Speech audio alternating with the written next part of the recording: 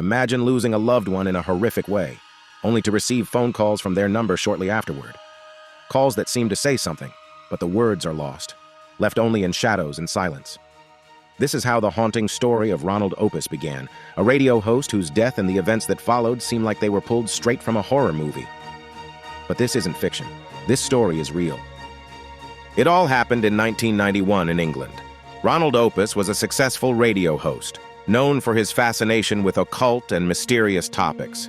His interest in dark secrets and unsolved mysteries led him deeper into a story that would change his life forever, and that would continue even beyond his death. Ronald was found shot dead in his apartment. The circumstances surrounding his death were strange, and investigators struggled to piece together clear evidence. The investigation was underway, and Ronald's wife was trying to come to terms with the tragedy, until something happened that filled her with dread. It began with a phone call. Her phone screen lit up with Ronald's number. Confused but hopeful, she answered. But on the other end, there was only a whisper. A soft, distorted rustling. No words, just the eerie feeling that someone or something was there.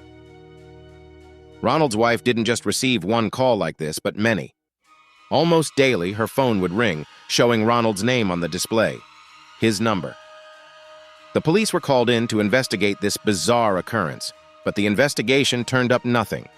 The calls kept coming, even though Ronald's phone was in police custody. And even though technology was far less advanced back then, no one could explain how these calls were even possible.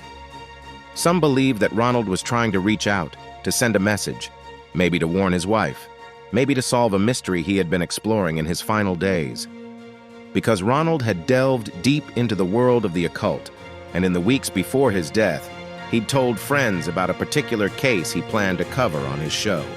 A case involving dark rituals, mysterious symbols, and ancient customs, connected to a group of people who would go to any lengths to keep their secrets hidden.